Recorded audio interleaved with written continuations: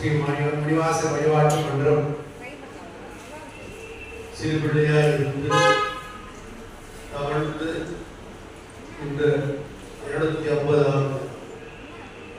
விவாச நூற்றுவதல் நடந்து கொண்டிருக்கிறது. இந்த 250 விவாச வழிபாட்டு மன்றம் திருவாசம் நூற்றுவதல் நடப்பதற்கு உறுதுணையாக இதுதான் இனி வரப்போகும் நாள் உதவி புரிகின்ற அனைத்து சிவனடியார்கள்